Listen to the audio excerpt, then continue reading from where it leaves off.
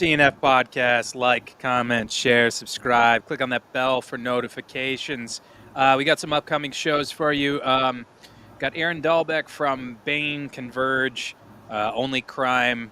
That's going to be to be announced, so stay on the lookout for that.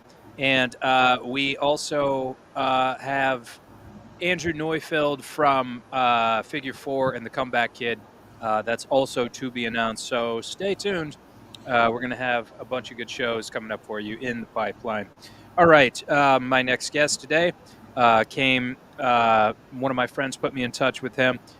He's a very funny, originally started in Los Angeles. Now he's in San Antonio, comedian, and just released a special called Not Your Cup of Tea. And then he also is endeavoring, he's kickstarting a project.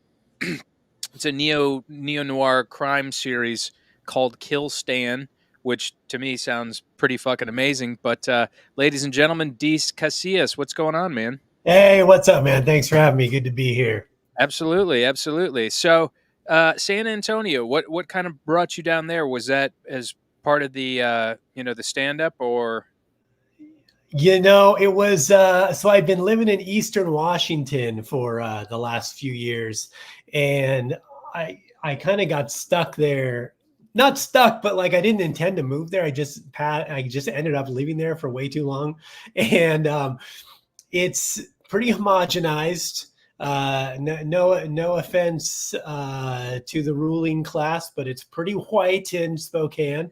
I grew up in a Latino area as a Latino man and or woman. I don't know. I'm still deciding. We'll see how it goes.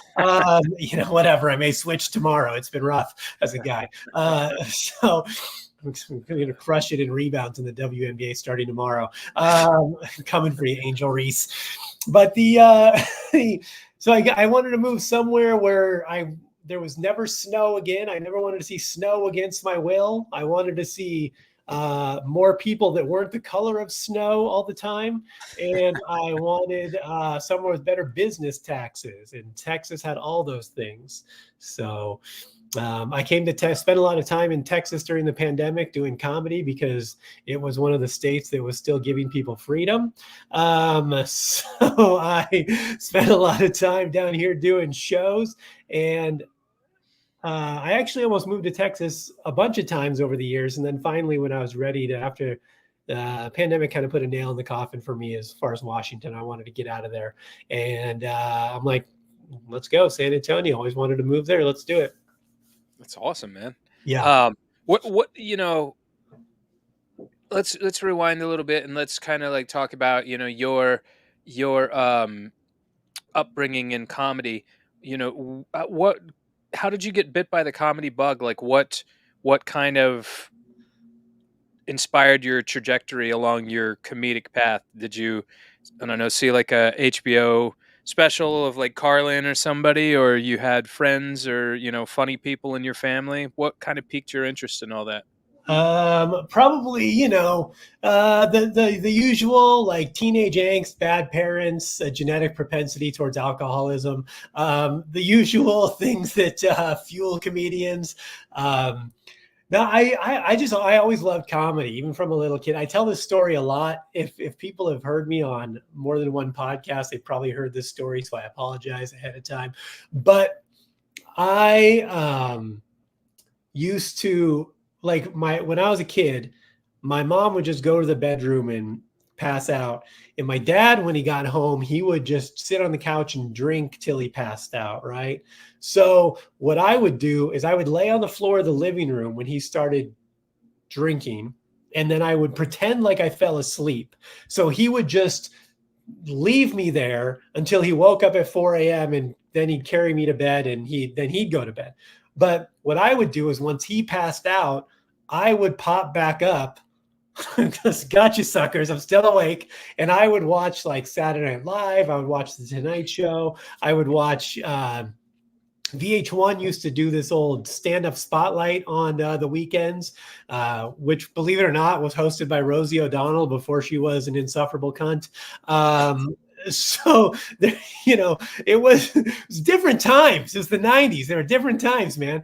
I don't remember that. The her hosting VH1 part. I remember the other part though. Yeah, she used to host. Yeah, because that's how she started. She was a stand-up, Right.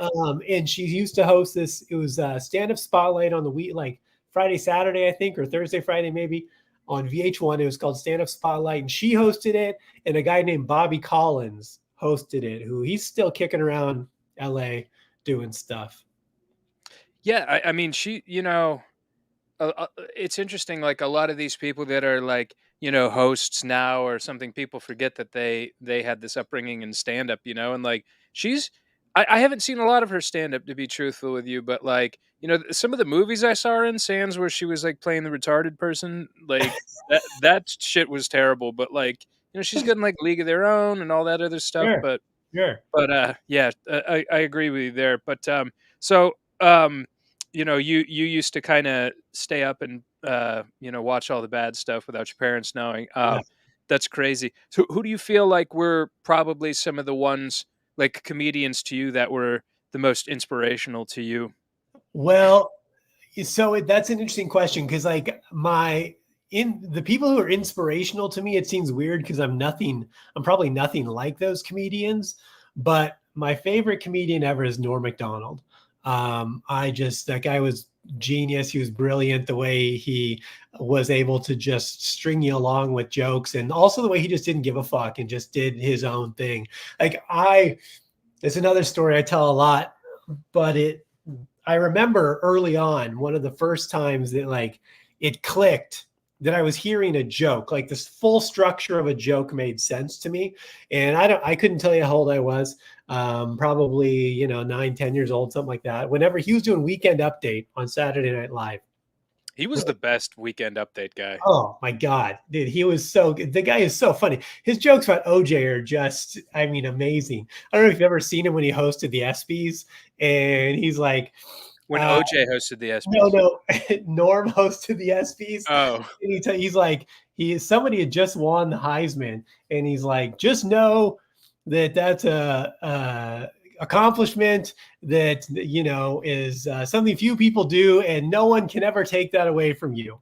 Unless you kill your wife and a waiter, then but otherwise, and you you just see everyone in the crowd. They pan to the crowd, God. like Griffey's in the crowd, going like, "Holy shit!" Like, did he just? Oh, wow. I've never heard that. Okay, No. well, Oh my it's god, dude. yeah. He just was so good. He didn't care, and You'd have to not to do something like that. like, there's no way he could have pitched that to the producers and they approved it. That's the type of shit he would just do, right? Right. But he had this joke on Saturday Live on Weekend Update, and it was top 10 worst jobs in America came in. Like, list of top 10 worst jobs in America just came in. Number 2 worst job in America, crack whore. Number 1 worst job in America, assistant crack whore. And it was just like and I just remember hearing that at like 9 years old and laughing so much, and like just realizing like that structure of a joke and the misdirection, and how good of a, just in so simple, and that, I think that was one of the early things that got me like, this is how you write a joke. There's also like, I did like a limited run of stand up with some friends and whatnot, but I've noticed like with a lot of other art specifically, there's almost like a musicality to it in that like, Yeah, you yeah, take somebody like Norm and he's got a certain like, syncopation in the way that he delivers his jokes and like cadence. he's so deadpan, Yeah, and that really I think helps to sell the joke. The fact that he's just kind of like you know doing a polar opposite of like a Jimmy Fallon. He's yeah, just he's giving you the joke, and he's this like, all right, I'm going to see how you run with this joke, and yeah. not attached to the results of whether or not he gets a laugh or not. Oh no, because I mean he was always entertaining himself too, which was the best. And he had what him and Conan O'Brien were really good buddies. And Conan always described it as these around the barn jokes where he would start here and the ending is right behind him. So it's 2 feet away, but he's going to take you all the way around the barn on some shit you didn't even need, just fucking with you. And like, then he gets back and you're like, oh, we were already at the punchline, you piece of shit. Like, what did you do? But it's that around the barnness that was his just charm, and so simple and delightful. And like, he was just, I mean, the guy was a gem as far as comedians go. So to me, he's my favorite of all time. My comedy is nothing like his. I don't think you can do anything like what he did without it being an obvious pale impression of Norm, so he was just one of a kind. But he was a guy that early on was very impactful for me. I grew up on like The Simpsons, stuff like that, just that idea of this kind of absurdist jokes. And, there's some really good jokes in The Simpsons early on when like Conan O'Brien was writing for it, and Dana Gould was writing for it. And just some stuff that's like, again, early jokes that really made me realize like, and I was young too. So it's like, that started clicking for me though. Like there's a scene where Bart is getting picked up by the police officers and he's going to do like a ride along with them. Right. For the day. And he's like, oh, cool, man. He goes, can I hold your club? And he goes, the officer's like, it's not a club, it's a stick. And he goes, oh, well, what do you do with it? And he's like, mostly club people.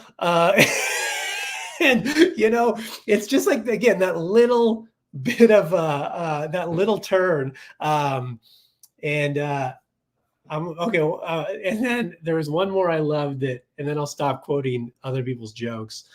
But there was this Simpsons bit where Milhouse is on a bus and the bus is out of control, and the bus is going to crash.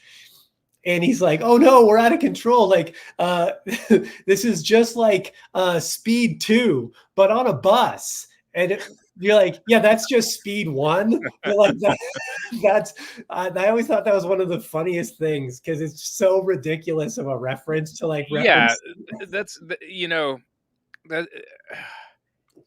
it's part of the reason, like, you take something like Family Guy and you look at it and like, if you move all the referential humor, it's pretty like bland and pretty like straightforward. Of I think they've shown like YouTube videos where they removed all the cutaway gags and stuff and like just showed it straight through, and it was, it didn't have that kind of, the spice that made it what it is, and so it kind of suffered as a result of it. Yeah, no, I love like the referential humor and stuff like that. And as far as like, your kind of trajectory into that, who was the first person you remember saying like, man, you are a funny guy? Oh man, I mean, my teachers probably said it but differently. I think they use phrases like pain in the ass, marches to the beat of his own drummer. Payaso. Yeah. Like I remember when I was in like 6th grade, they moved us to, I moved to a new school, and I didn't know anyone.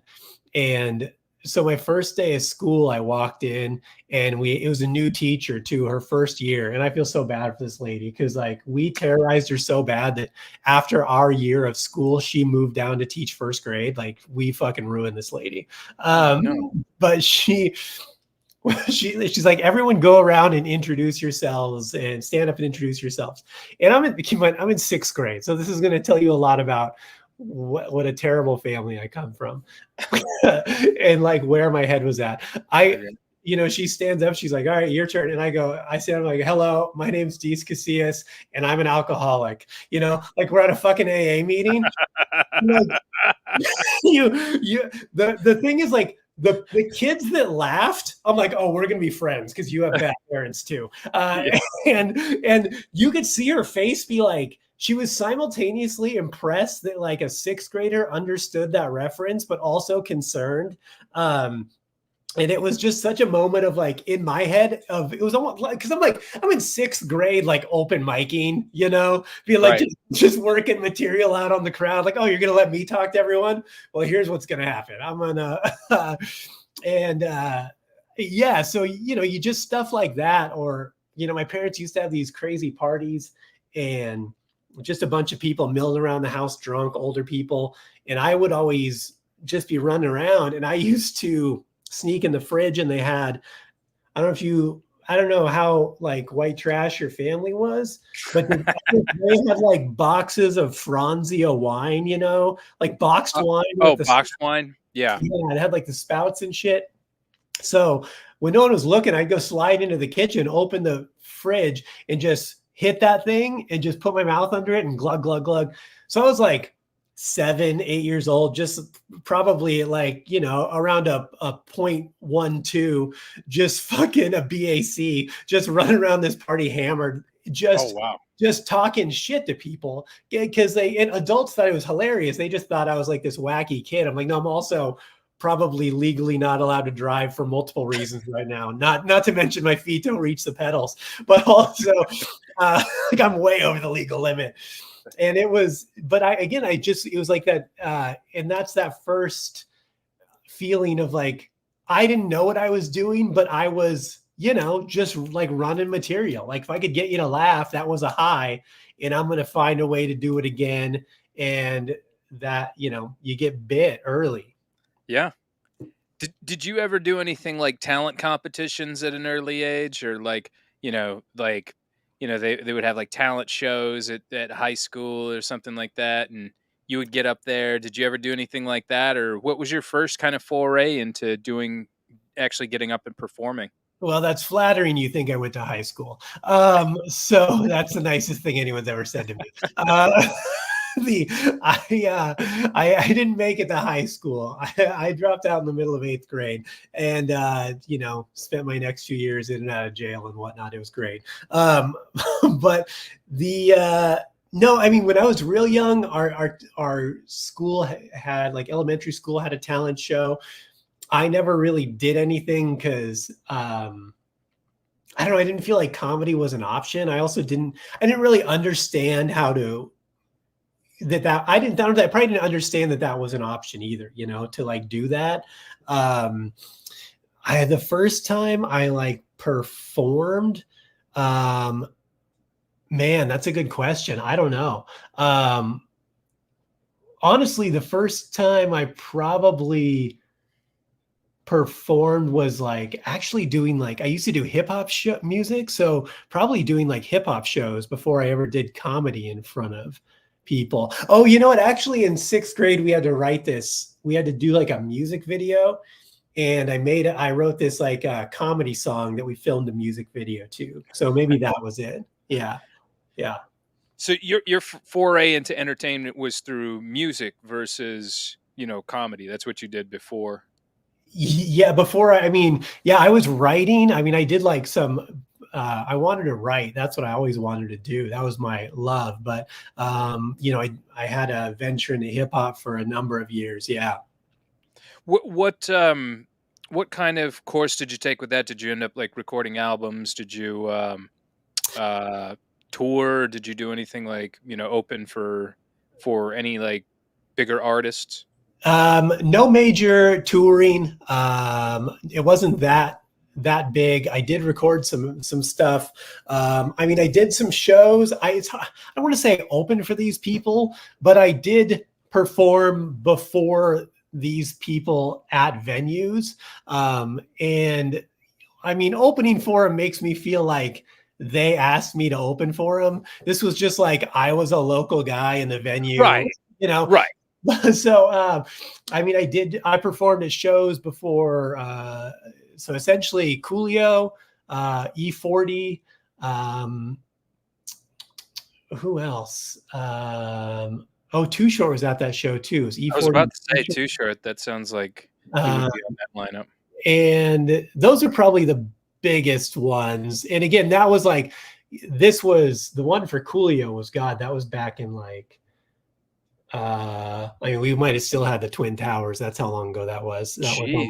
Yeah, that was a long Wow. time ago. It was probably around, it had to have been early 2000s for sure. Bando's in here. It says Bay Area Fire. Yeah, yeah, yeah. Um, yeah, Coolio, he just passed away too, didn't he? Yeah, crack will do that. You smoke enough crack, you're bound to pass away, it turns out. Yeah. Yeah. That'll probably do it to you. Um, so I mean, what was those experiences like? Were you, um, did you get like good crowd responses or, you know? Yeah, it was interesting because like the guys I did music with were more into kind of gangster rap, which I love. I mean, I listen to a lot of that. I love it. I grew up in Long Beach. Snoop Dogg's my boy. That's my I love G Funk, that whole West Coast gangster rap tip. But also, I'm a writer, and I mean, I'm a writer at heart, and I am I mean, like this is going to sound so nerdy, but when I was a kid, I loved writing so much that I used to read the dictionary and the thesaurus for fun because I wanted to learn new words and then learn new ways to say those words. Right. So and then I would write things incorporating all that. So they were writing like, you know, listen to a lot of DMX and they were writing stuff like that.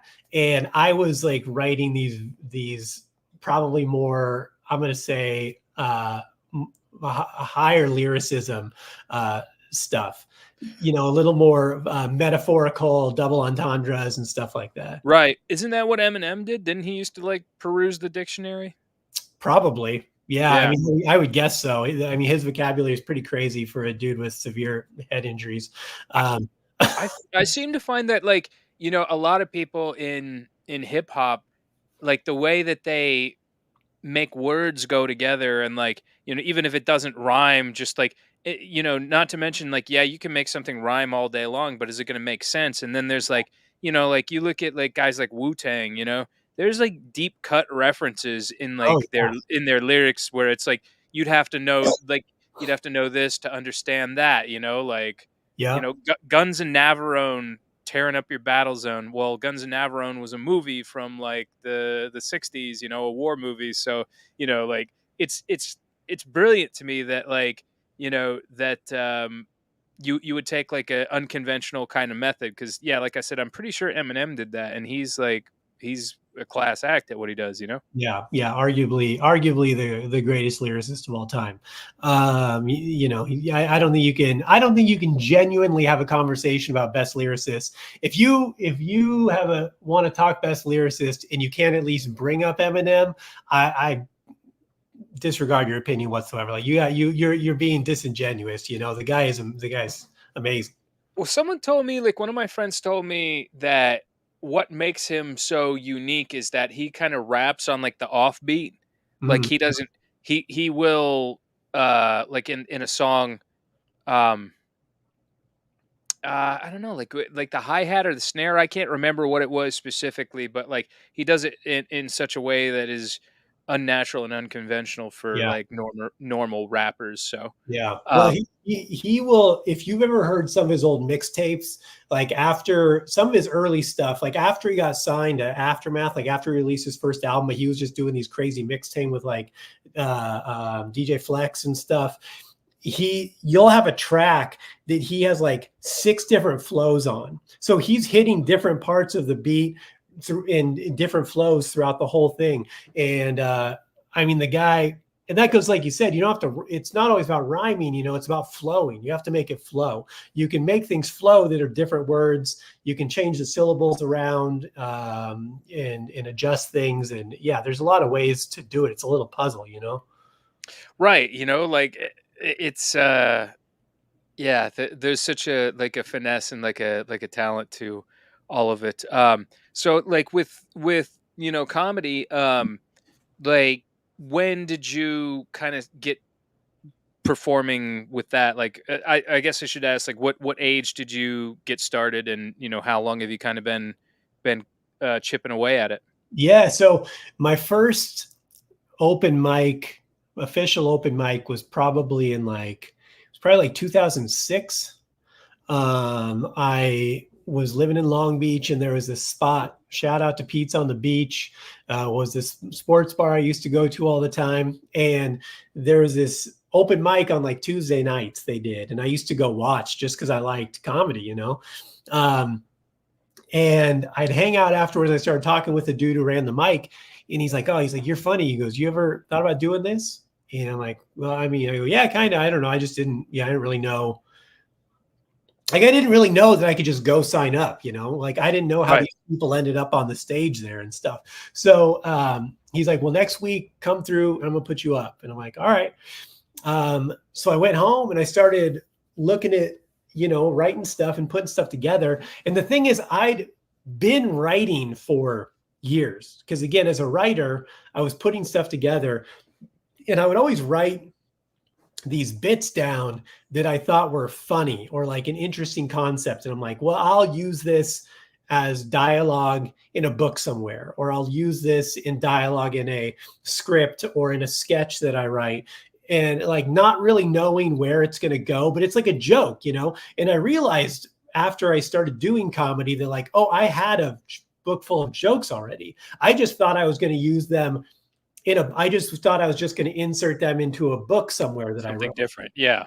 But they were written as jokes. I mean, there was some adjustment needed, but it was like the structure was basically already there. The punchlines were there. I kind of, you learn a little bit about the fundamentals of comedy and how telling jokes go. But I already had like this book of jokes. So I started doing it, and did it pretty regularly for a while. Then I kind of went away from it and was doing a lot of comedy writing, a lot of sketch, script writing, and not doing a lot of performing. And then probably in like 2010, I would say, yeah, probably about 2010 or so, I started doing stand up regularly again, and then was doing a bunch of improv. And that's like, improv is just like stand-up methadone. It's just something to get you by until you can get that full fucking heroin hit of stand-up comedy. But There's a lot of improvers that don't do stand up though. yeah, those people are gay. The people, no, I'm just kidding, although a lot of them My are. buddy listening to this is someone I'm thinking of specifically. I'm like, "You think you'll ever do stand up?" And he's like, "Nah, I don't think so." And I'm No, like, I don't like having actual fun or being really funny. Yeah, that's fine. I get it. No, improv is fine, and like there is a skill to it, and there's very very good improvisers can do amazing things. And I think every stand up should take at least an intro to improv class because it's going to make you a better stand up. Uh, "Sure." Well, but yeah, I mean, you've got like your Ryan Stiles and like, Greg Proops and like all those guys. yeah, Those guys are hilarious. But right. I have never been able to see too many people that could hold a candle anywhere close to what things like those guys do. You know what I'm saying? It's yeah. I mean, like you said, you're naming like the only two improvisers people could name. Like I mean, how many stand-up comedians could you name? How many improvisers can you name? So, That's true. and the thing with improv is that it's it's like a basketball team, or it's not even that. It's like a football team. There's 12 other guys out there that you can depend on. Whereas in stand up, it's like a boxing match, except you're boxing 120 people who are boxing. Yeah.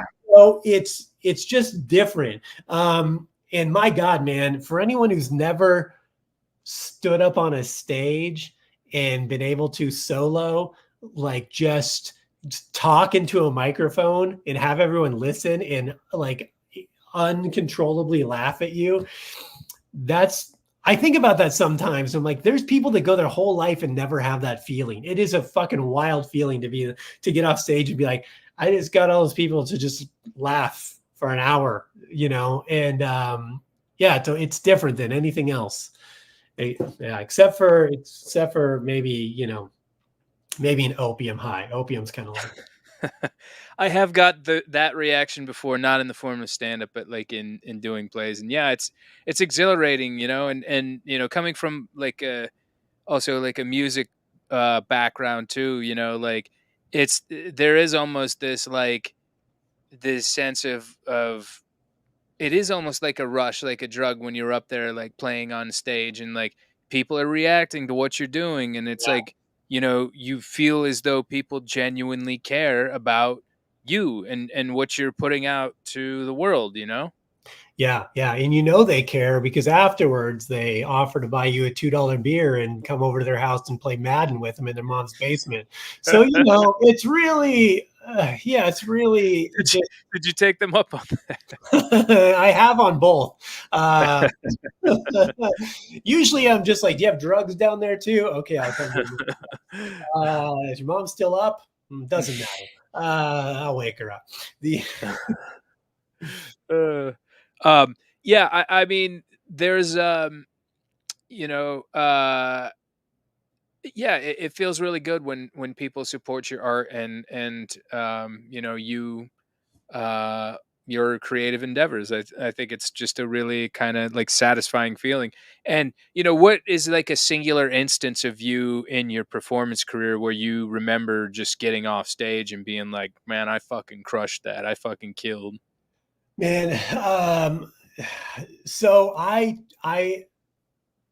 try not to. There's times I try not to take that outlook. I'm always pretty critical, you know. I can genuinely look at a show and be like, that was good. This could have been better, or like that was a great show. But you know, I try not to be like the oh I fucking crushed it guy because it can get gross, you know. Right. But I well, I will say I did a show in Santa Ana, California one time, not too far from where Bando's at. And Santa Ana is pretty much 127% Mexican. So, because you know they're not all registered out there. So and like Latino crowds are my bread and butter. I fucking crush as a Latino. I crush. I do a lot of Latino material. I grew up in that area, so like I do really well there.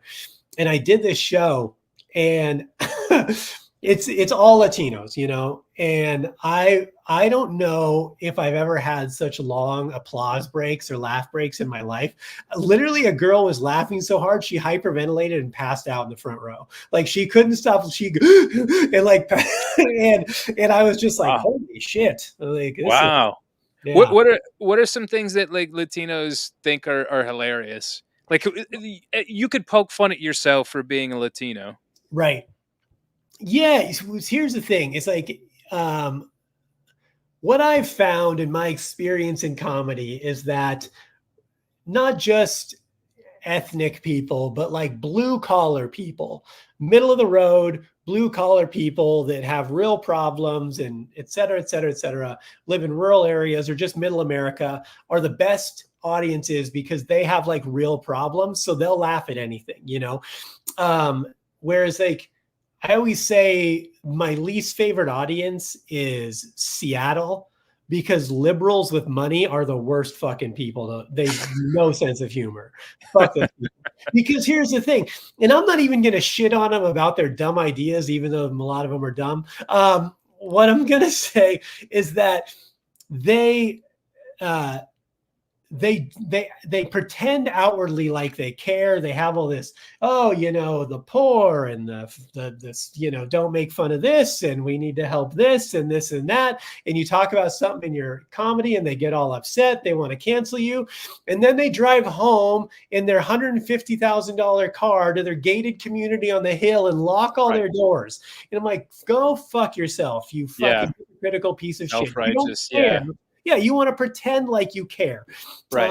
Like if you genuinely cared and were doing something, I would respect you. But it's the feigned caring to make people think you're a better person. But like middle America or especially ethnic people have real problems. You know, they have like real things that they have to grapple with every day. So they don't give a shit if you make fun of them. They're glad they're being included. They understand they don't have time to be mad because you made it, like I've got a couple jokes about black people that I do, and in black rooms they crush. White people get so uncomfortable. Of course. And like the black crowds are always like, that's so great, because they understand and they think it's funny, and they're like, we're all treating each other like people instead of tiptoeing around. Well, I can't talk about this and you can't talk about that. And, Right. so yeah. I was just talking about a time with one of my friends, and like, I grew up in the South where, everybody could just hang out and be copacetic. And like this whole like, the racist boogeyman or all this, like these ists and stuff like that. I don't even know what the fuck they're talking about half the time. And like I said, I grew up in the South where it's like, this whole area of the country is you know demonized and vilified for whatever reasons. But like that existence, like we didn't know it, like we didn't, it was like 90s, like that whole all that shit had been eradicated, and I think it's great that people are able to be able to poke fun at things like these still. It's like, do you almost feel like there's a resurgence in comedy about people kind of being able to, hey, let's tackle these uncomfortable subjects and like let's make light of them and make fun of them? Do you think that Yeah. that's coming back? Yeah, I mean, it's interesting because we were in such a good time.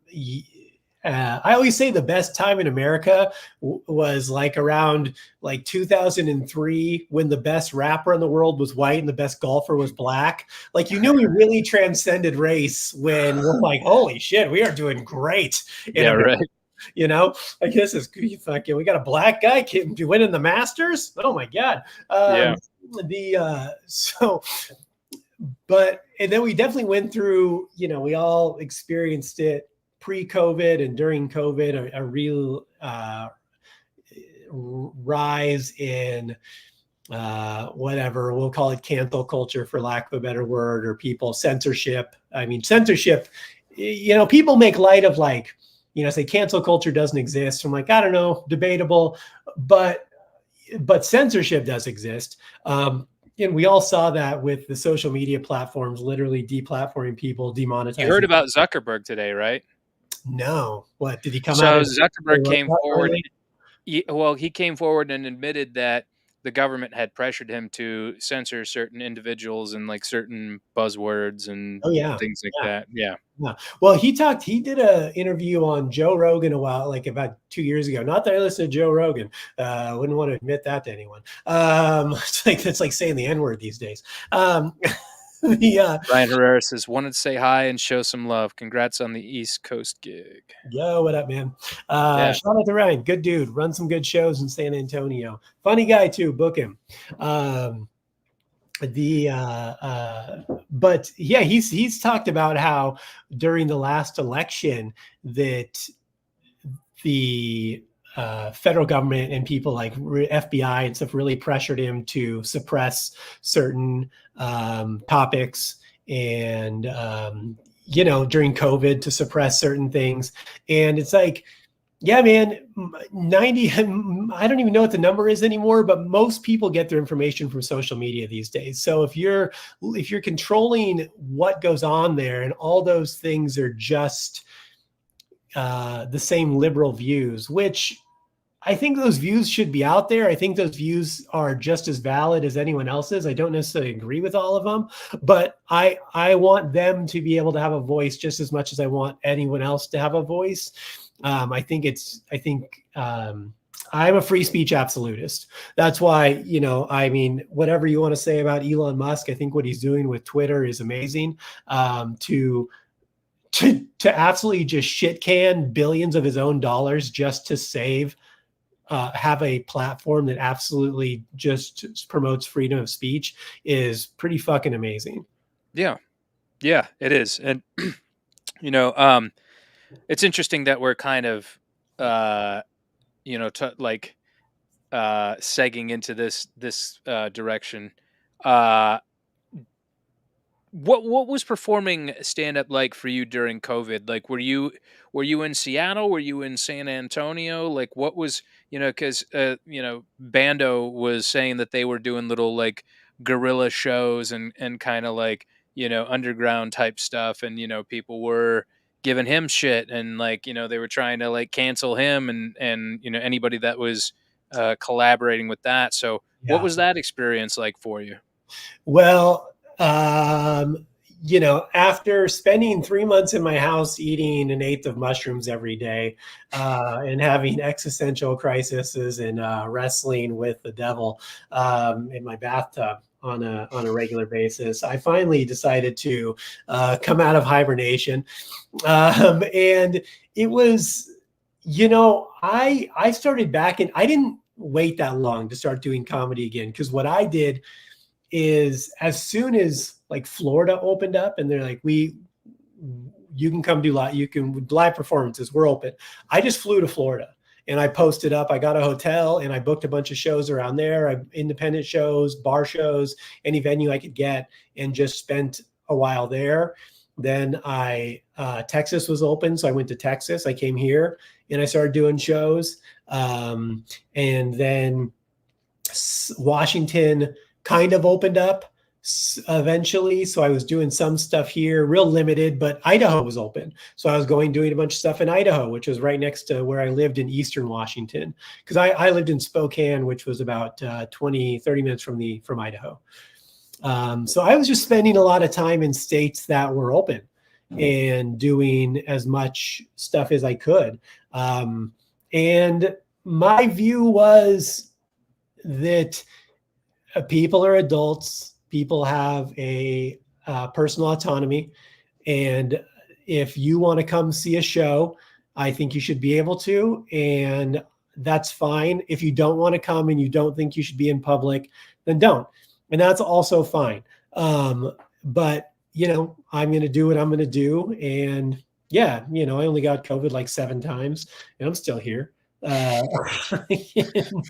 Pussies that died, pieces of shit. Come on, you little fucking. Yeah, so it's like I didn't really wait. We just started doing stuff. I did some bootleg shows in Washington that were maybe a little illegal. Whatever. I don't know what statutes of limitations are, but fuck them. And yeah, we just started doing stuff. I was going to keep living my life. And even early on when we didn't know anything about COVID, I was just like, I'm not going to hide. Like if it gets me, it gets me. I'm not going to not live my life. I'm not going to sit in my house for months on end in fear. I'm just going to go do my thing, and we'll see what happens. Wow. Yeah. I mean, you got to, man. That was such a trying period for everybody, and I know that there were a lot of people that kind of were able to kind of like hone their craft into something that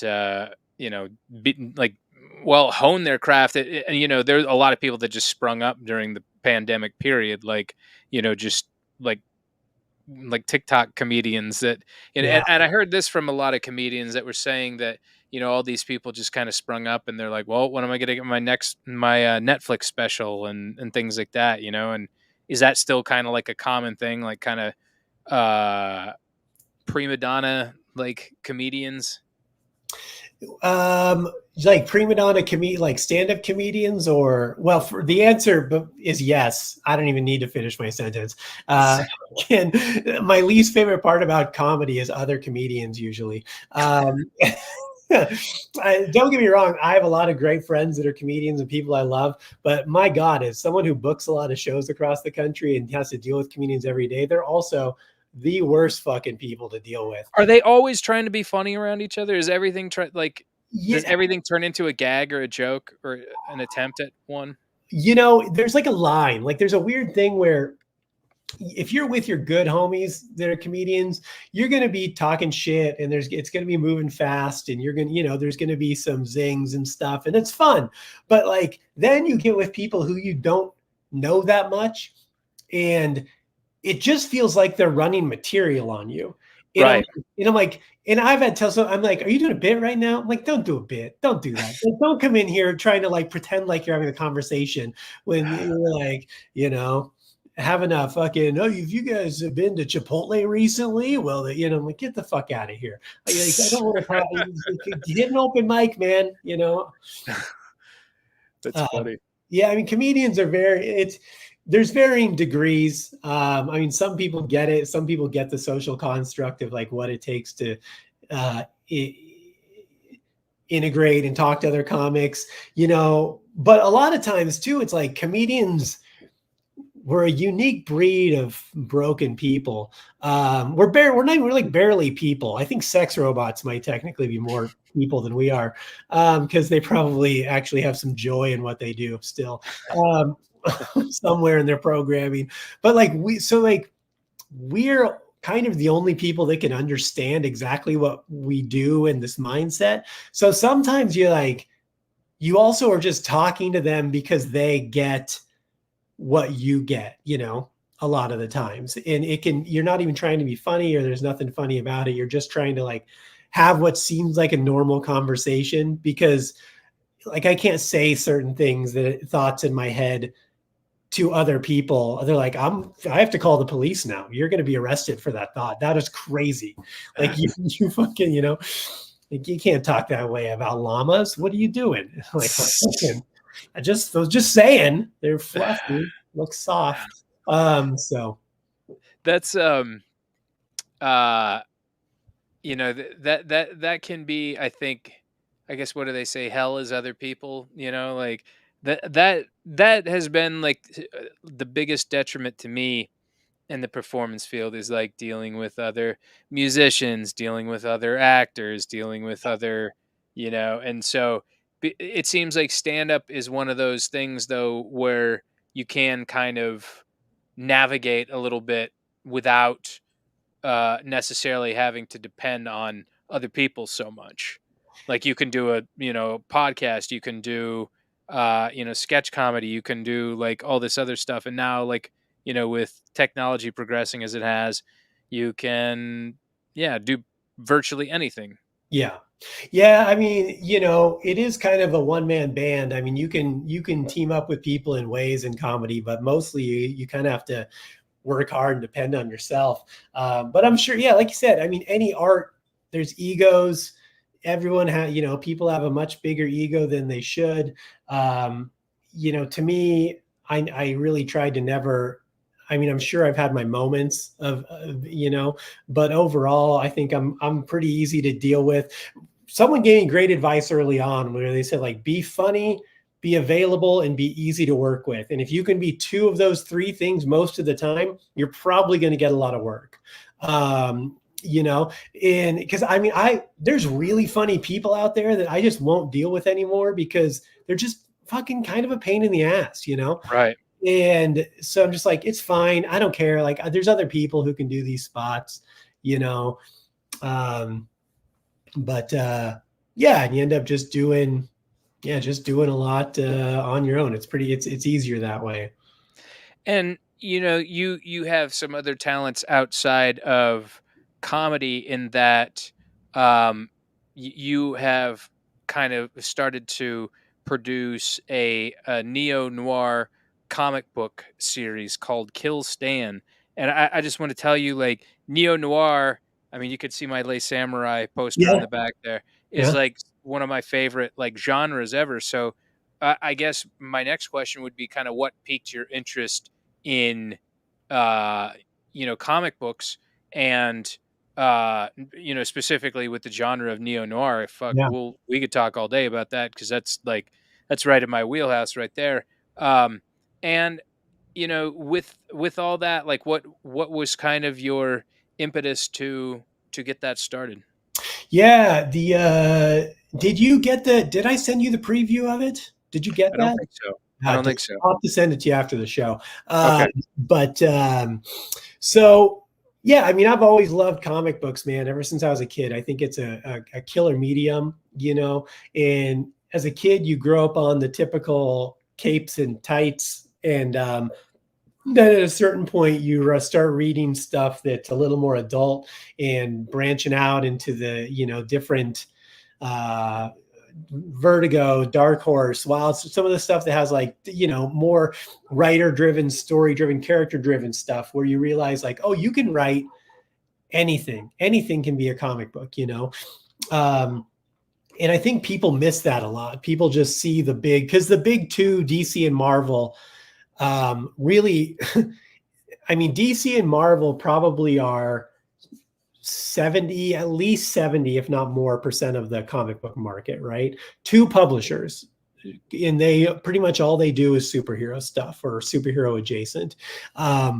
But man, there's some really great books out there and have been over the years that are not superhero based at all, that are just amazing stories told with pictures and words and brilliant writers who've written these things and really character amazing illustration.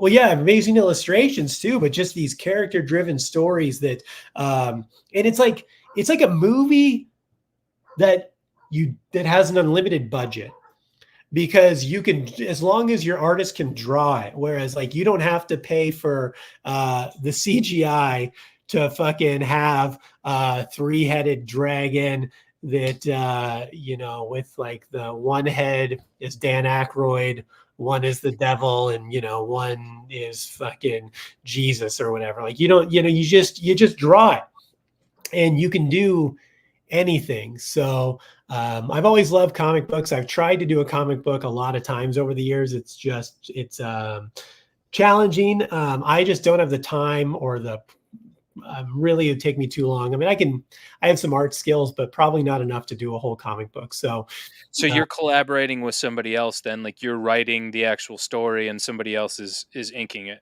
Yeah, I've got a artist, Felipe Sobreira. He's a guy out of Brazil. He's an amazing artist. And then I've got a colorist and letterer, Jimmy G, he's in Norway. So my team has been great. They've been really awesome, help putting this together. There's a lot of art direction and specific stuff I wanted, and, doing art design and sending it to them and then revising. And, but they've done a really great job of seeing, getting my vision. And yeah, I just wanted to, I've tried it a couple times over the years. It just never quite worked out. And then a couple years ago, I had some time to write it, during COVID. And I dedicated myself to writing this series. And then I had some time coming up about a year ago or so. I had some time, I lit a hole in my calendar and I'm like, you know what? I'm going to find an artist, hire an artist, and pay someone to do this, and we're gonna do this independently. Well, what kind of happened is do you know? Yeah, I'm sure you know Deadpool, right? Everyone's Deadpool. Yeah. So there's a guy named Fabian Nicienza. He is the co-creator of Deadpool. He was the writer who during that time on the comic book series. And him and I are friendly. I know him, and his brother owns a comic book company called Apex Comics. And his brother was his brother's company was doing a convention in LA, the LA Comic Con, about 2 years ago. And Fabian put a thing out on Facebook. He's like, hey, if you want to volunteer, like my brother needs people to volunteer at his booth in LA for these dates, and if you're available, let me know. And it happened to be when I was going to be down in LA doing shows same weekend, and I'm like, oh shit, I love comic books. I'm like, I'll go do that during the day and then do my shows at night, no problem. And then I did that. And, I also wanted to kind of make any connections and glean any knowledge I could about comic books. So I had written this book, and, but I didn't want it to be, I didn't really bring it up because I didn't want them to think that like, this is why I did it. I didn't want them to think I was trying to use them for something, I just wanted to be there, get any information. I could just be around, Sure. and see if I could pick anything up.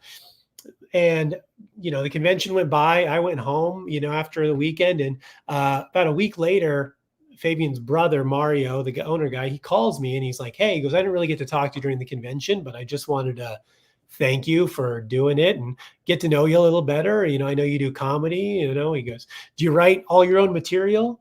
And I go, oh yeah, I write all my own material. You know, it's what I do. He goes, have you ever written anything else? And I go, yeah, you know, I wrote a book. I've written for shows. I've done a lot of sketch comedy, written all kinds of stuff. And he goes, you ever thought about writing a comic book? And I go, well, funny you should mention that, Mario. I go, I actually did write one. This script I've been sitting on, trying to figure out what I'm going to do with it. And he goes, well, send it over to me and I'll read it and I'll give you some, you know, I'll give you some notes on it at least, right? I'm like, okay, great, thanks. So I send it over and he emails me back a week later and he's like, hey, I'm going to have my publisher and editor-in-chief, they're going to take a look at this and, you know, see, you know, I want to send it to them, have them look at it too. And I'm like, okay, yeah, sure. Great. Anyone who can give me any, you know, type of critique or whatever. Then a week goes by and he emails me again. He's like, hey, we want to have a conversation with you about this. Can you hop on a call with us? So we hop on a call and they were like, so we want to do this book. And I was like, oh, okay. Yeah. And we talked about it and we kind of went some rounds on it and got the creative process going.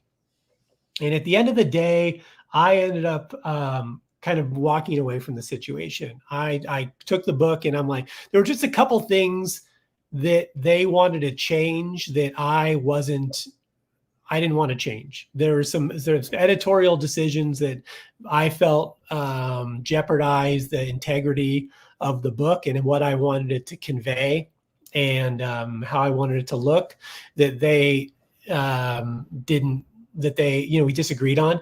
And, you know, the door was still open if I wanted to do something, but I'm like, I think I can just do this. You know, what if I just do this? And If you don't mind, what was it like? You know, because a lot of those things, they seem like frivolous decisions to people that are making those decisions, but to somebody that is actually the artist that's creating the content, you're like, no, no, no. If you shift this one thing, you don't understand. Like that changes this and it changes that. So yeah. what are some of the things that they were like focusing on? Well, here's the thing I've learned in as my years as a writer and dealing with a lot of editors over the years. Editors have to change something to justify their job. Because if you just hand things into them and they go, great, send it to print, they don't have a job anymore. That's true. So they're constantly changing things just to make them feel like they have a fucking purpose in life. Now, I'm not saying these guys specifically were doing that, but part of it was these guys have been in comic books for a long time. And I think they just were a little old school and they didn't quite see a more modern view of comic books and how they're read and how the kind of the demographics of people looking at them, you know, because they were still doing kind of, you know, kind of, not you know, like 90s type comic books. You know, there wasn't a lot of depth to them. They were superhero, a little fluffier. They just weren't quite, you know, they were fine, but it wasn't quite what the tone I'm going for. Sure. So the tone, they wanted to change the tone a little bit. They wanted to go with different art. The artists they were recommending were really great artists, like artists who were professional comic book artists, like people who've drawn like Captain America and Thor, and like, I mean, really like great artists, but they're also pretty like not the style I wanted for this book. Sure.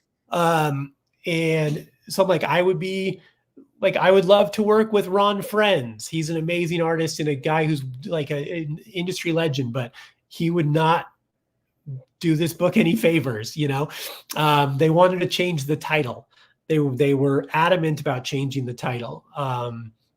Part of the reason is that they said that they couldn't have Stan in the title because of Stan Lee, and they thought that they were worried about a lawsuit from is it Boom, or there's a company that owns Stan Lee's likeness, essentially. I think it's Boom. And so they were worried about a lawsuit.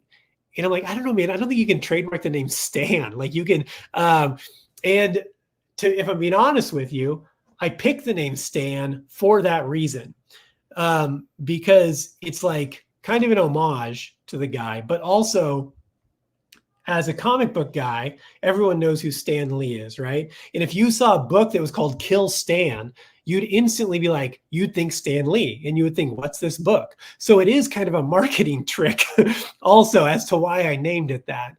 Sure. And they were adamant about that. And then they wanted, it's a 10-issue series. They wanted me to do a 4-issue series. And then, if it goes well, do another one. And I'm like, I don't want to truncate this story and eliminate the depth of the character arcs for the sake of brevity. Like, I think I'll just do it on my own and see what happens. And here we are. So you are going to be kickstarting it, and I guess the plan is after that, are you still going to self-publish it, or are you going to look for another publisher to distribute it? Well, if Image Comics would like to distribute this book, I'd be happy to consider your offer. And I have lubed all orifices, ready to accept any offer you would be willing to take. Image Comics is still around.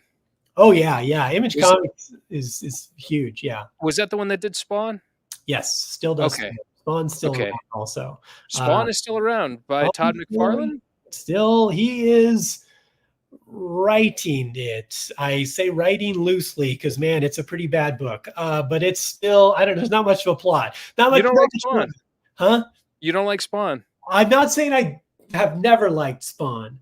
I don't like Spawn currently. I recently tried to get back into it because they kind of created this universe, a couple books, and one of my favorite artists was doing one of the books. I'm like, I'm going to try to read this. And then I read about 7 issues and I'm like, I could have read one of these. They were all exactly the same. But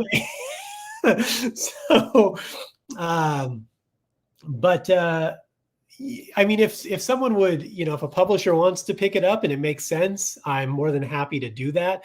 The nice thing about a lot of these people that do like Image or Dark Horse and these places that do creator owned is they really don't interfere with it editorially. If they like the book, they pick it up and then you just they split the money with you on what you sell. So yeah, I'm of course I'm open to that, but so much of it is, if you're in the world of music and stuff like that, anything now creatively, you just have to build your audience. And then once you cultivate your audience and the next platform up will find you and they'll like, hey, but they don't create anyone anymore. They don't create anyone out of whole cloth anymore. It's part of the reason I don't bother living in LA doing comedy anymore. Cause like the days of agents sitting at the Comedy Store watching people is long gone. That doesn't happen anymore. If someone's funny, it'll show up on their TikTok feed, Right. So yeah, I mean, I'm happy to do this independently. We'll do the Kickstarter. And then after that, I'll just keep selling it on my website. And hopefully I'm confident people read the first issue. They'll come back. It's a great series. It really is. The people who've read it so far, the editors who've read it, I've had some professional editors and comic book people read it, and all of them say it's a concept they've never seen before, actually, which is surprising. So are you free to talk about it more? Sure. Yeah. I mean, basically the long elevator pitch, if we're going all the way to the top floor, is suicide by vigilantism. Stan is a loser with nothing to, with nothing to live for. So he decides to go out with a bang, literally. With nothing but a cheap Halloween mask, a penchant for violence, and the desire to die, he goes out into his barrio one night to settle some scores. Only to, and he ends up kind of lasting longer than he thought he would. What he thought would just be a night ends up being longer than he thought. And he ends up kind of selfishly wanting to die, torn between selfishly wanting to die and a neighborhood that won't survive without him. That can't survive without him. That yeah, that is definitely one of a kind, man. Like I'd say even if you didn't find an actual publisher, like self-publish, man, like cuz that's a crazy good idea. And like what was your like inspiration for this? Like what does this kind of come from I don't want to say real life circumstances, but inspired by like growing up in those type of, neighborhoods. And then like what were you kinda, like, watching? Like, what do you, like as far as neo-noir or even noir is concerned? Um, well, I really just like, I mean, I like dark stories because it might, this isn't noir, but my favorite movie of all time is A Clockwork Orange, right? Mm, And it's also a fantastic book by Anthony Anthony Burgess. Burgess, yeah. And part of the reason I love that book and movie so much, and a lot of people misrepresent what it's about, because if you're not willing to get into the subtext of it and delve beneath the surface, it just comes off as a movie with that's Excessive violence. yeah, gratuitously Yeah. violence, gratuitous sexual violence, depravity, etc. But that book, the book was written by Anthony Burgess because his wife was actually attacked and raped, and so he started thinking like, oh my god, like this, like, and that was back in the 50s, right, Yeah. in England. And he kind of extrapolated what he felt was this violence and this decay of society and decency between humans, and extrapolated that into a fantastical future and what that may look like. And that's how we got A Clockwork Orange. And he did a great job of that, in my opinion, because there's a lot of things that obviously there's some big differences culturally in the way that the movie even looks compared to reality. But I think there's a lot of things you can see that parallel, between the just the uncaring of another human life, the just checked out violence, and sociopathy and selfishness. There's a lot of that, that really has come to fruition, I think. Um, Well, to kinda talk about, the whole I wasn't aware that Burgess, had similar situation with his wife. yeah, That's what happens in the book. The author's right. wife is raped by them. Yep. Was that like did he ever go on record saying anything about that? Like was that kind of his way of making sense of that tragedy? I've got to imagine so. I mean, he certainly cites that incident as the impetus, like the driving force, the kind of the catalyst spark for the book. Um, Whether it was like it's got to be like a catharsis, yeah, and making sense of what happened, and in a sense, yeah, making sense and getting kind of his own closure for it, right? Maybe it helped him justify it, right? Not justify it as in it's okay, but justify it as in like he can be okay with it because Right. it is this craziness that this world is afflicted by. So, um, but yeah, so I mean that, like, things like that, I like that kind of real art where you're forced to like get into the dirty. You're forced to look at you're forced to get into the worst parts of your own mind because I don't know, like happy endings are fine, but also like it's not very realistic. Like we have to, sometimes shit happens, right? Yeah. Um, and I'd way rather see, like, I love the movie Seven, right? Like what a fucked ending, but also Yeah. like, that's real life sometimes. Like Yeah. that's Well, I thought about it the other day, like, because I love a good feel bad movie. Love them. Like, right. I could watch them because it makes me feel better about my own life. Yeah, Like, oh right, like shit, my life's not so girlfriend's head bad. is still on her body. I'm doing great. I thought about this the other day though, where I'm kind of with you in that I don't really like happy endings, but I don't mind a hopeful ending. Sure. To where it's like a person may be in kind of like a shitty spot or like a not so great spot, but like take for example Rocky. You Mm. know, like Rocky, yeah, he didn't win against Apollo Creed the first time, but like he got a little bit better and like Yeah. he, you know, overcame a bunch of obstacles and you know, he got the girl in the end. And so that's a win and that's like, hey, you know, they made another one, so maybe he'll beat him next time, you know? So there's that hopeful element to it too, but generally I like dismal downer, depressing shit. I'm with you. Well, also, your example is so great because the first Rocky infinitely better than the second Rocky movie. Agreed. Part Agreed. of part of that is because he doesn't win. You know, you expect him to be like, oh, the movie's called Rocky. He's not gonna not win, and then he Right. loses, and you're like, oh What? shit, that happens to Yeah. me. You know, and you're like, yeah, that happens to people every fucking day in their life. Right. You know, Yeah. and I think that is more relatable, and also I think it really connects people more with the character because like happy-go-lucky, good things happening, everything's great. That's not connect. No one can connect to that. That's fucking not real. So I really want to force people to look at the worst and ugliest sides all the time. You know, even in comedy, I do that where I want to take like hard to talk about subjects and find ways to make people like, you know, palatable to like get people to laugh about them. So we start looking at things and understanding that, you know, that's the only way we can fix these things is by really getting into the ugly, fucking with it, digging through it and understanding it and coming out the other side, you know, just going like this and be like, nah, that's too much. Well, nothing ever changes then. Nothing ever gets better. You're just hiding from it. It's not there. It just you're just closing your eyes to it.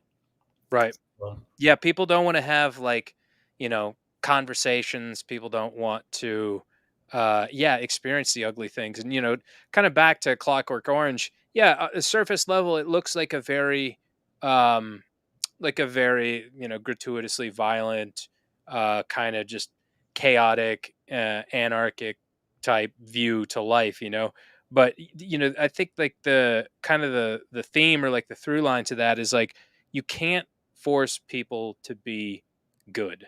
yeah, You cannot force them to be good, you know, and I think that's kind of a lot of uh what our society kind of wants to do, you know. They want to like they want to sterilize us and they want us to um you know, yeah, not you know, everything over like Demolition Man. Do you ever see Demolition Man? oh yeah, every restaurant's Taco Bell, baby. Well, Imagine the bathrooms in Demolition Man had to be fucking the worst things in the world. If only Taco Bell was happening, how much diarrhea was oh going on yeah. in a world where it's like just Maybe shit that's what the shell yourself is for. It's just constantly. scoop it out or ugh, I don't even think about that. It's fucking gross. But you know, like how they go to this society that's just you know, oh, it inspires happy joy feelings in me. You know, like just fucking candy ass, like Yeah, corny, like you know, like why would anybody want that? You know, does anybody feel alive like experiencing like? I mean, yeah, it's cool to be happy and but yeah, what you know, why do we sweep all this other like all these negative emotions and all this you know perceived negative shit under the rug? yeah, yeah. You know, it's this reason that astronauts when they're in space that their muscles and bones atrophy because there's no pressure. We need pressure and something pushing against us to keep us alive. And that's when we grow and thrive the most, you know? So it's like the Ouroboros eating its own tail if we don't have anything to do or anything trying to work towards, right? Right. Yeah, totally. I mean, 100%.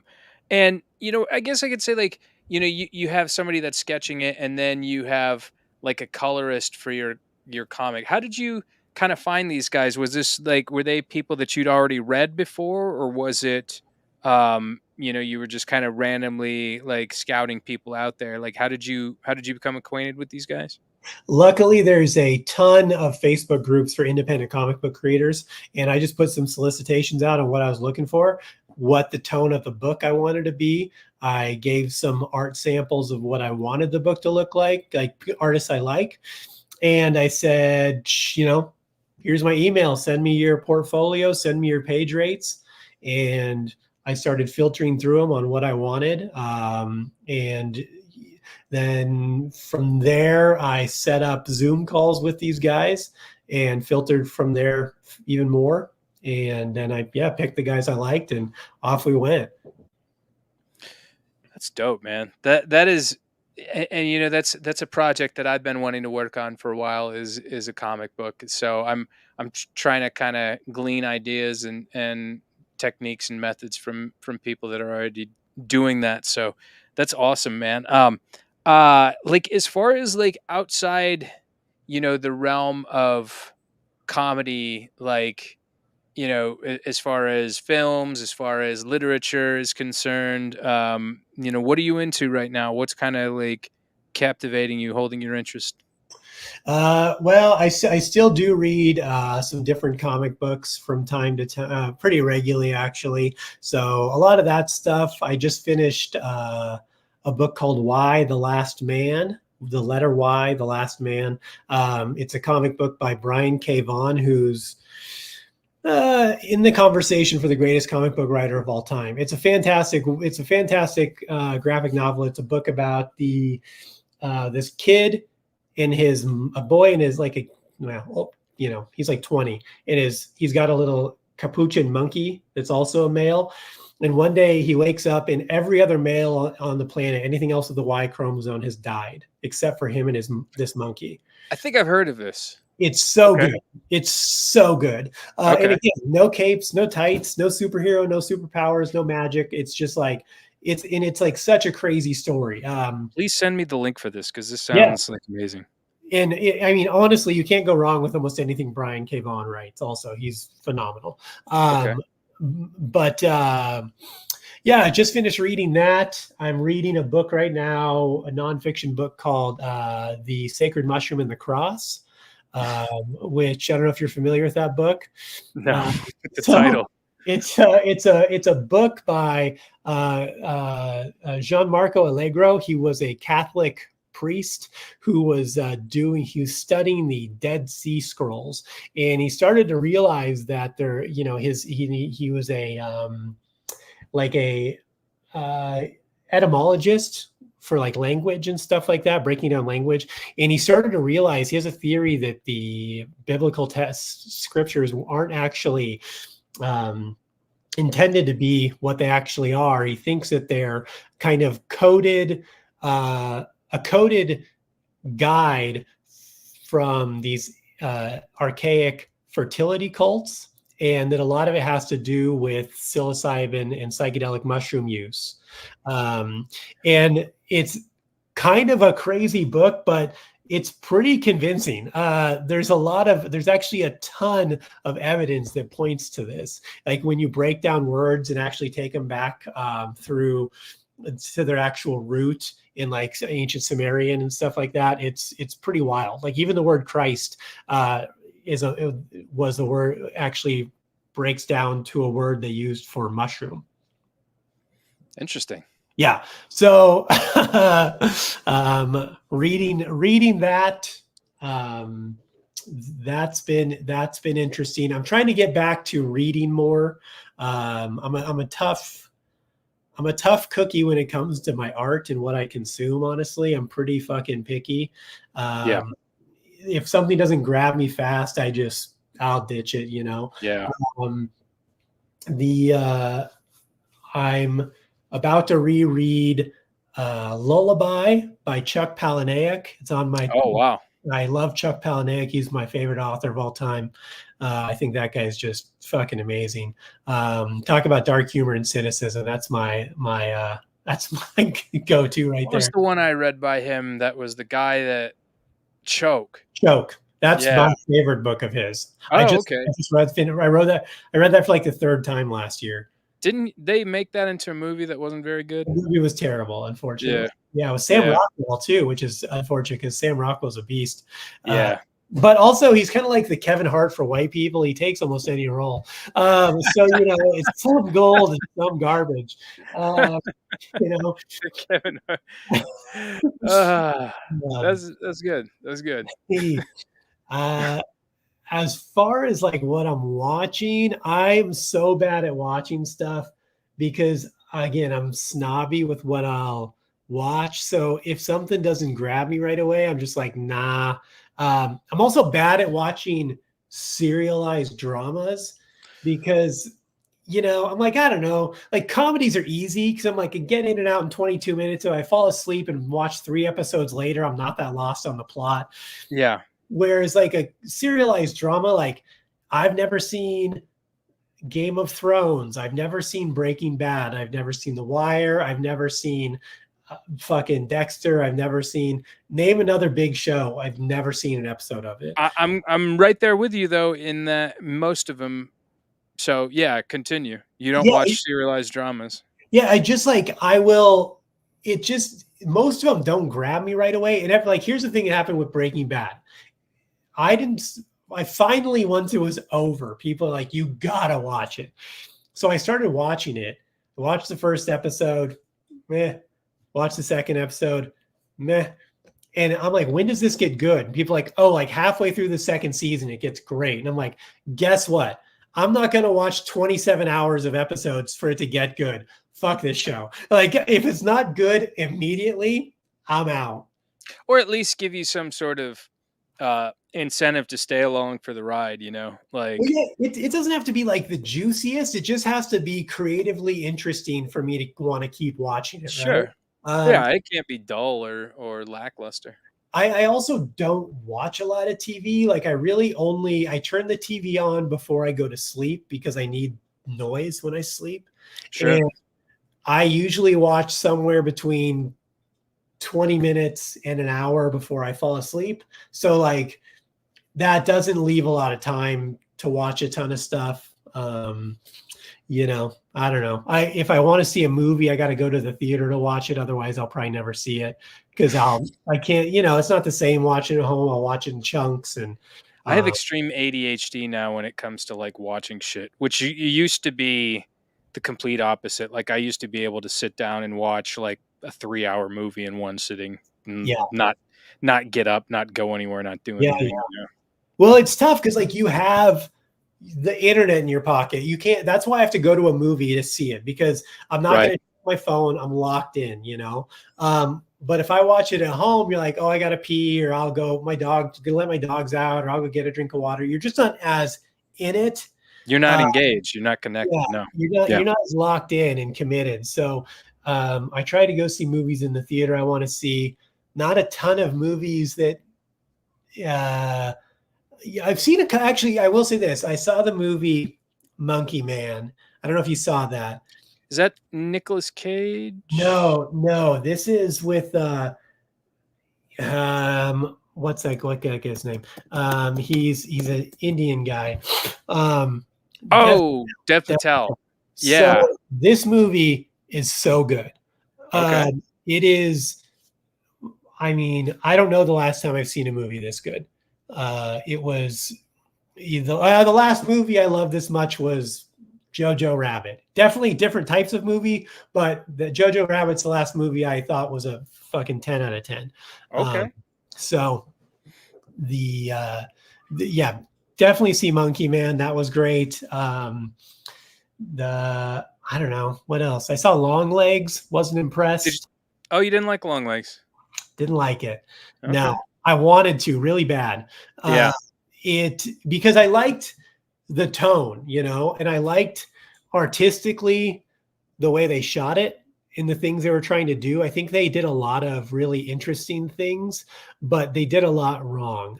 Part of it was that every single character in that movie talked like a person that no person would ever talk like that. They all had a cadence and a dialogue and a affect to their way they spoke that was so off-putting.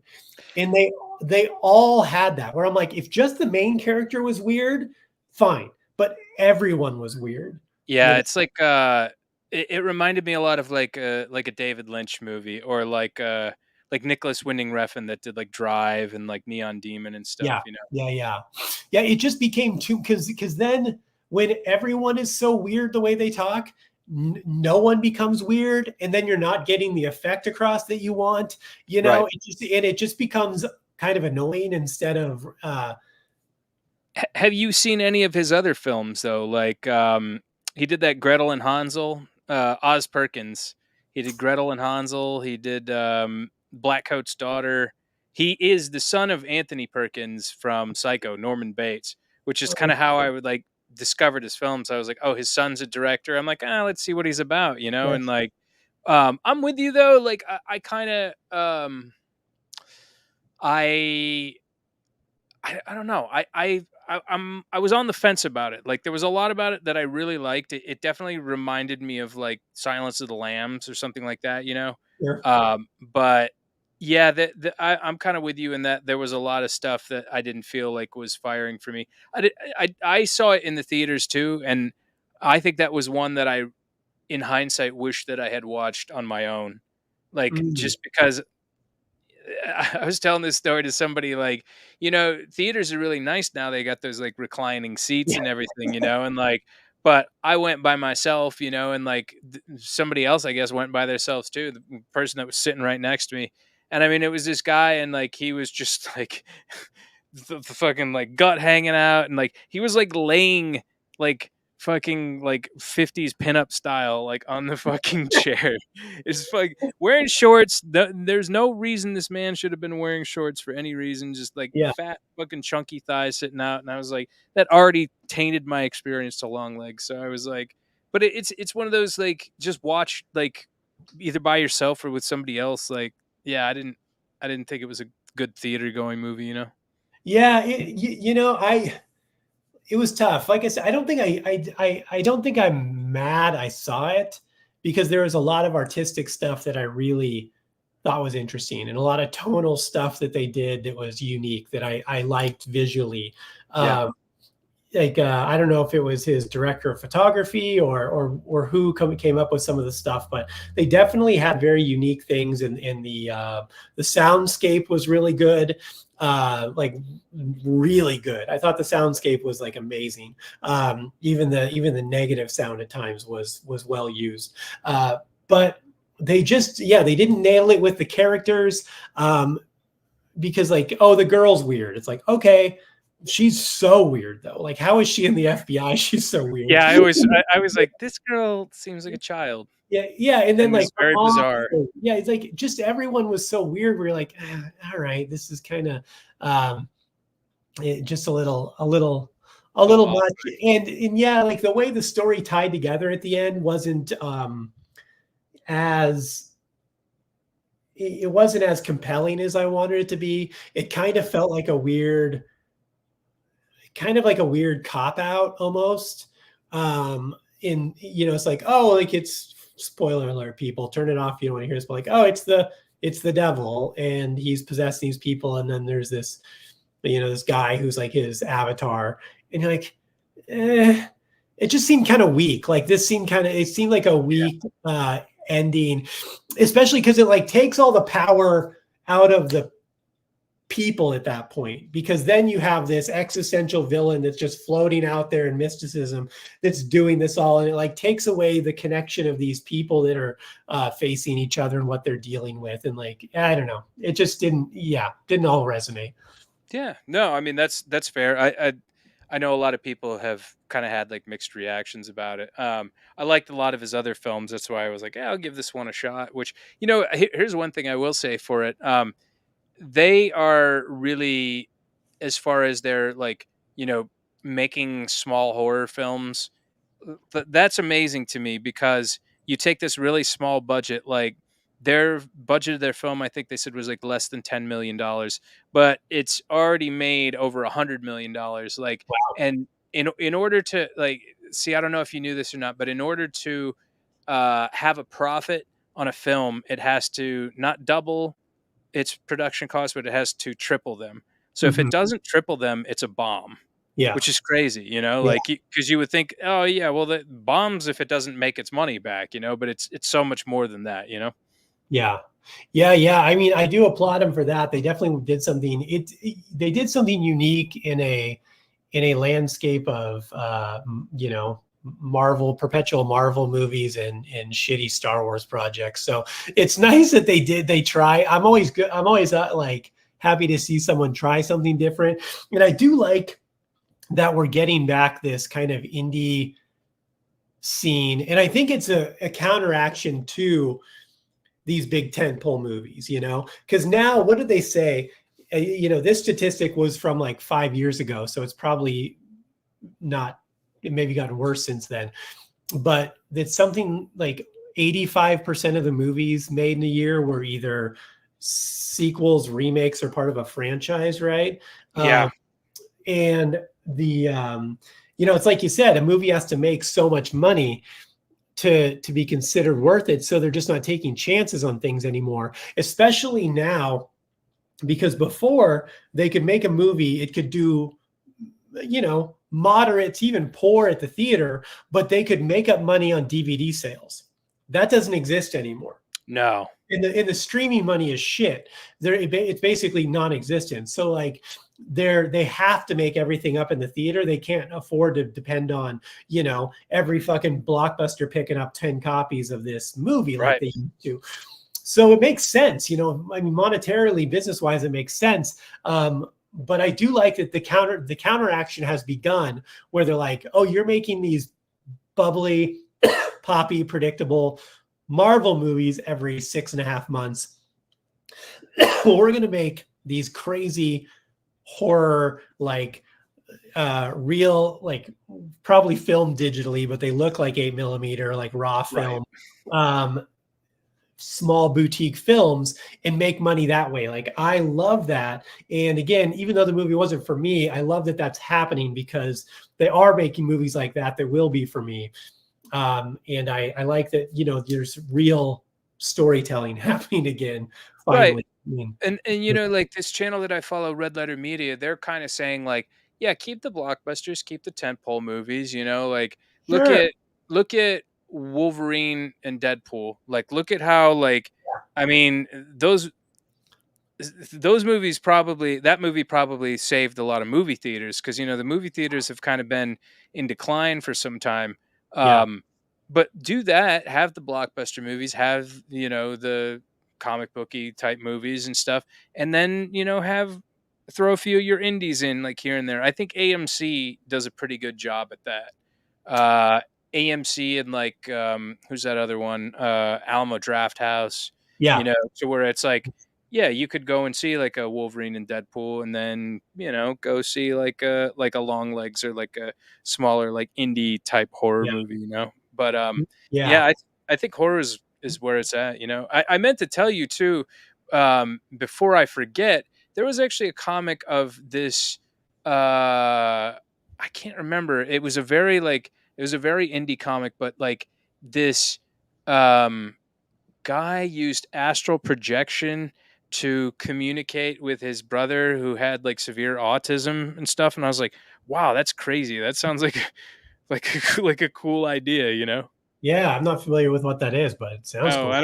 I don't know either but I just you know kind of talking about the whole like you know there was a comic that they did Sarah a few years ago it was the boys comic artist and it was about this Russian sniper in World War II that was like a female Russian sniper. Oh, wow. Yeah. Yeah. I mean, really, you can tell, like I said, any story. And that's Yeah. what I love about it. You know, I mean, I've got more comics I want to write after this one's done, and they're all very, very different from this. But you know, that's the joy of it. You can kind of do whatever you want. Like I said, unlimited budget. Who are some upcoming like uh well, first of all, who are some upcoming like comic book artists beside the one that you mentioned earlier, the Y one, upcoming comic books to read and artists and also comedians and comics in that regard. Who are some upcoming in Oh, both fields? comic books is probably harder because there are the big two has done a good job of suppressing talent. They've done a really good job of that. Up and coming is tough. I will say there's a guy out there named Ben Percy. He just did a long run on Wolverine. I think he's a super talented writer, and he's kind of done with Marvel. Not done, but he's done a lot with them, and you're going to see him moving into some independent creative stuff. I've had him on my podcast. He's, I think, a really great writer. Tim Seeley is really great. He is doing a book called Local Man through Image, which I love. It might be my favorite comic book out right now. And I've had him on the podcast too. He's a great guy. It subverts the superhero genre really well, kind of deconstructs it. There's a couple of guys out there that have been around for a while that do good stuff. Tom King, I still think Brian Michael Bendis does really good stuff. So guys like that, I would suggest are probably your my favorites personally.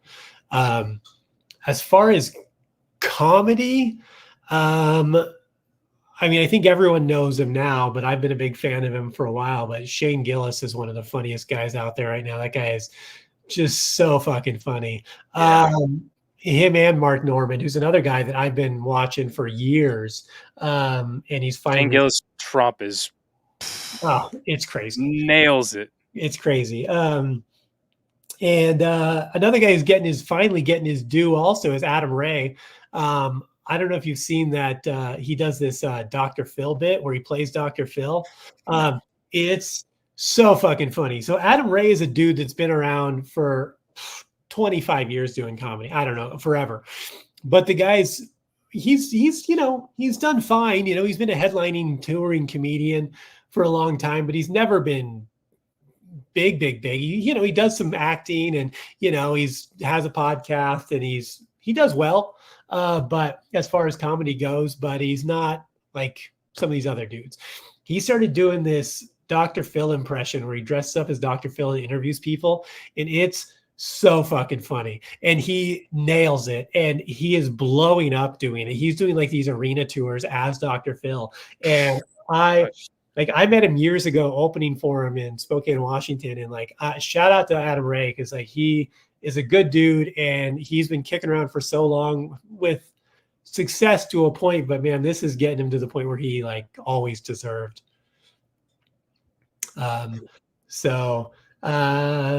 Yeah, those are probably dudes I like a lot. Okay. Right? Who was, we were talking about people that kind of sprung up from nowhere, and I don't know. There was a lot of speculation that this girl did. I don't remember what her name is. In fact, Bando posted something of hers the other day. She's actually really funny. She's like this Jewish girl, and she's kind of just really mousy and quiet, and got blonde hair, and was interviewing this girl. She was like a hip hop artist or something like that, and was. Who am I thinking? Thought she was a magician. That one. Yes. So you're talking about Bobby Althoff? Yeah. No, she's not a comedian. She started doing this podcast, right? And suddenly popped off. Here's the thing. Everyone thinks she's an industry plant. And I would tend to. You've heard this before. You've heheard this. Oh, yeah. I would tend to agree, because she just, out of nowhere, she suddenly just had Drake on her podcast. It's like, how do you get Drake on your podcast if you're just some random girl that does a podcast? That doesn't just happen. She just suddenly blew up having all these huge guests. And I'm like, I don't care how big your podcast is. It's not, you're still middling in the world of podcasts compared to some of the other ones out there. Right. So how do you get Drake on and some of these other names? And it seems like she's a psyop. She's just fucking. I think she's who really shot Trump, if we're being honest. I think Bobby Althoff was up on that on the grassy knoll over there, second shooter. There's another girl that's like that. I can't pronounce her name because I think it's impossible. There can't be two funny girls in the world. That's crazy. No, she's not funny. She's a political commentator. Her name's can't be two funny women in the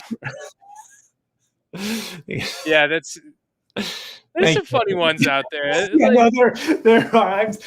I'm kidding. There's, I yeah, think, yeah, yeah. if you, I think Taylor Tomlinson and Whitney Cummings are two of the funniest comedians out there. So, Oh yeah. I mean, the girl that I was talking about, her name's Amala.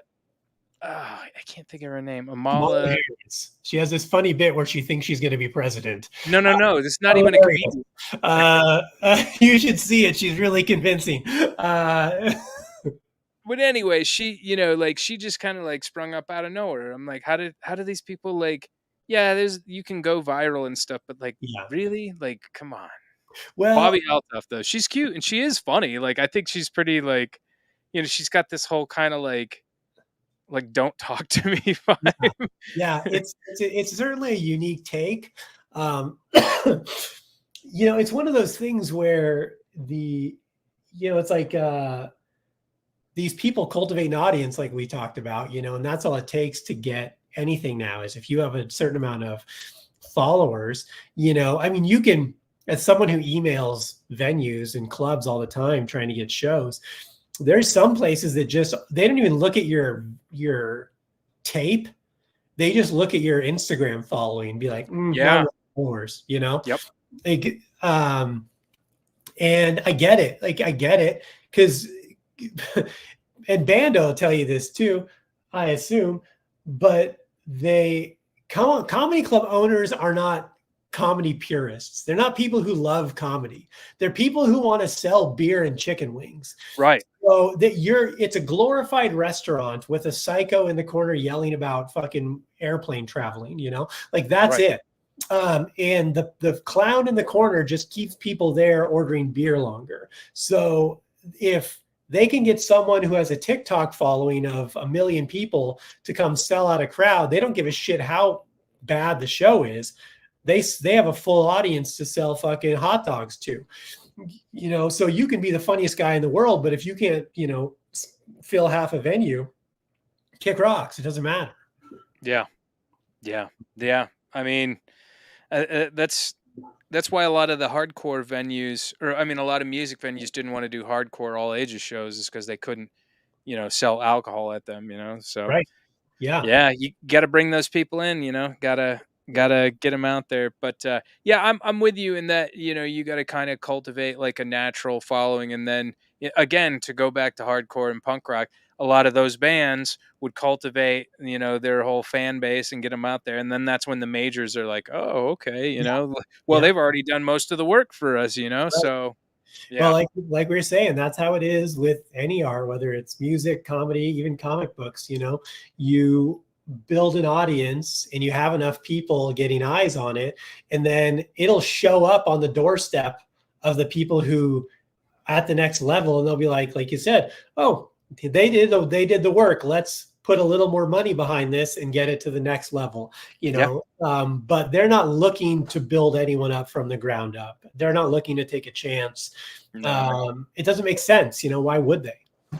Yeah, I mean, at that point, I'm like, can you blame them? Where it's like, I've Yeah, seen, in indie record labels like, take a band out of nowhere and like, you know, attempt to build them up, attempt to do something with them, but they just, when you don't have that, you might not even have that traction. You might, it helps when bands, have some sort of forward momentum and people know who they are. That just helps, will help a label sell units.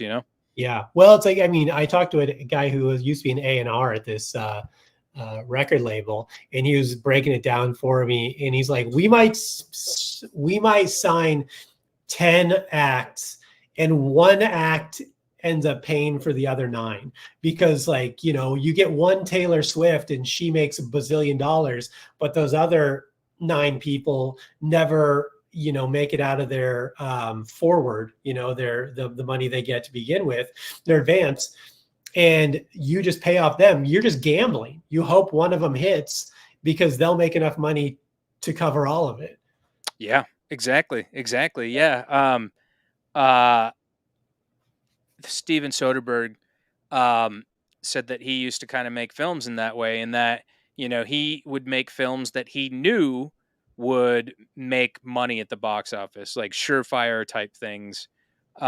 He did that so that he could be able to make, smaller films that he really wanted to make, stuff that was like a little bit more intimate and personal to him, So that was kind of the compromise, He was like, well, I know this will sell really well. It's not what I'm passionate about. It's not what Right. I'm really into, but it'll help me do that, like, Yeah, didn't he? He said he's like, one for them, one for me. yeah, That's exactly. so that's how you do it. And I've heard that quote for it. It makes sense. It's like sometimes you got to do that so you can do your thing.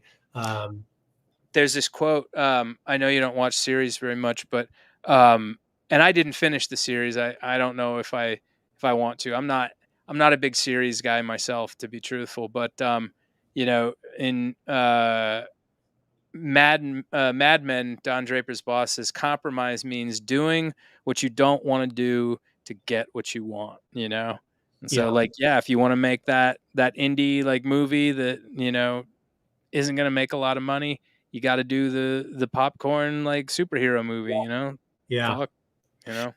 I think now the compromise for artists is just your time, effort, and money for X amount of time to until you can do it yourself, and that's kind of, it's just building that audience. But the good news is, although that's made it so it's very saturated and anyone can do it, the good news is anyone can do it. The barrier to entry is pretty low, so you can get out there and do things and start producing. I mean, hell, you can film a movie on your fucking iPhone now, and edit it on your iPhone. Yeah.